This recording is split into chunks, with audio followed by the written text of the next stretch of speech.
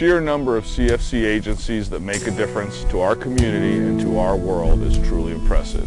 It seems there's a CFC agency that offers a positive solution for almost every problem that affects people, and animals for that matter. The West Sound Wildlife Shelter is the Western Puget Sound's only wildlife hospital and live animal education center.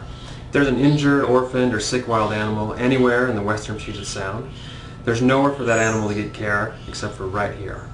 Last year we had 722 patients, ranging from bald eagles down to little field mice and everything in between. Herons, cormorants, deer, fawns, baby raccoons, just about every species you can think of. We don't have an agenda. We don't pick and choose who's worthy and who's not. If an animal needs care, we care for it. It's that simple. We're funded nearly entirely by donations from people. We get very little funding from the government, a small amount from the county, a small amount from the city, but all the rest of it comes from people. People who care about wild animals and want to give them a second chance. Our live animal education program is unique and powerful. It features 2 owls and 2 crows. These 4 animals are animals that were injured by human activity and are now not able to survive on their own in the wild, so they live here with us. I've been a volunteer here at the shelter for 3 years. I've been on staff for about a year, and my husband and I are retired military and have been contributing to the CFC for 25, almost 30 years now, and I've had occasions to see many times when their funds have been put to good use. I've been contributing to CFC now for about 30 years, and it's important to me to contribute to animal welfare groups. All the pets I've had have come from a rescue group or have been supported by rescue groups. It helps keep the animals off the streets so I don't get bitten when I'm out doing my job during the day. And even some of them are trained to help support the troops when they come back, the ones that are injured. So thank you very much for your contributions. Most service organizations couldn't operate without volunteers. Bob Fletcher is a retired shipyard employee who volunteers with a local senior nutrition program. I volunteered to deliver meals for seniors after my parents and my mother-in-law utilized the program as they got into their senior years. They couldn't make their own meals at home, but they didn't want to go to assisted care. Most of us just wanted to stay in our own homes, and that's what they did. Meals delivered to their door allow them a warm, nutritious dinner on a daily basis.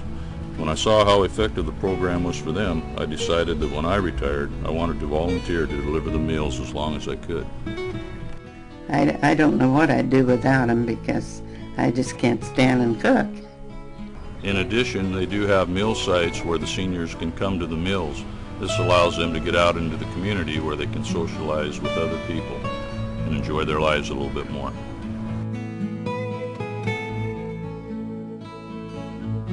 The U.S. government deploys military personnel around the world in support of humanitarian missions as well as into combat zones.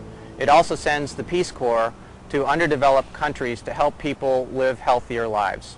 Eric Harrison, one of our engineers here at PSNS and IMF, tells his story about how 2 years in the Peace Corps changed his life and inspired the founding of a very worthwhile organization based right here in Bremerton. I choose to donate to the CFC campaign because I was lucky enough to be born in the United States where basic human necessities like clean water are delivered to our homes every day. I was in the Peace Corps of Honduras as a water and sanitation engineer for over 2 years. During my time there, one particular village came and woke me up every day, knocking on my door, begging me to come to their village. Their village was 3 hours walking distance from where I was at. I eventually made it to their village to create the design and study for their water system. These villagers wanted water so bad that they hand dug trenches over 9 miles long.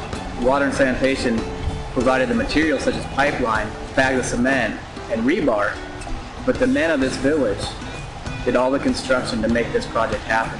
The community invited me back for the inauguration of the water system. I was greeted with happy children, happy families, and a plaque, and also later that night there was dancing and the party went on well into the evening. I was overwhelmed with joy to see the effect on not only the children, but the women in the family.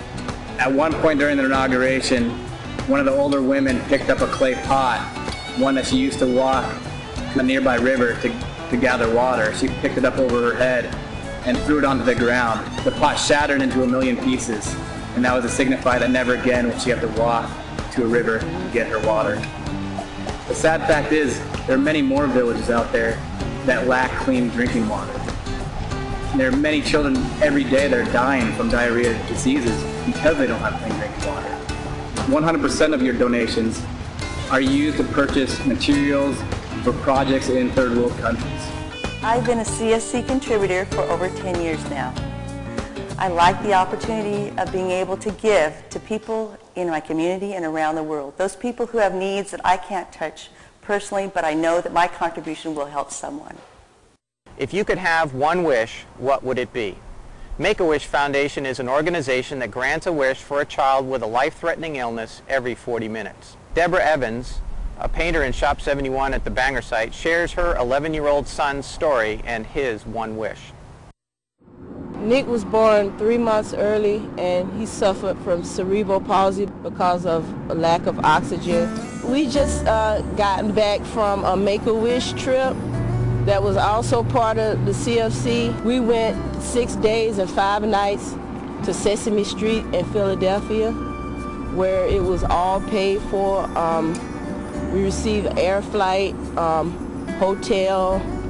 They even paid for a nurse to travel along with us to help out in his medical needs and his tube feeding and just lifting him onto the plane and out. I mean, the people that was part of the volunteers for Make-A-Wish, they were there at the airport with signs and balloons. It just took the stress out of everything. It was just knowing that people care like that, and it was like the best trip I've ever had. I have been contributing to the CFC for the last 12 years. It's my way of giving back to the agencies that has helped me, my son, and kids like my son. Imagine what our world would be like if these safety net organizations didn't exist. They make a tremendous difference. So it's critical, isn't it, that we all pull together to support the organizations that support us, especially in these difficult economic times. I am honored to be the chairman for this 2009 CFC campaign, and I and the rest of the CFC team want to sincerely thank you for all the times you've donated quietly and consistently over the years. You are the behind-the-scenes heroes who empower these organizations to improve the lives of those less fortunate. And if you've never contributed to CFC, why not give it a try this year? Give whatever you can, because together our gifts will add up to a better life for us all. And it's needed this year, now more than ever.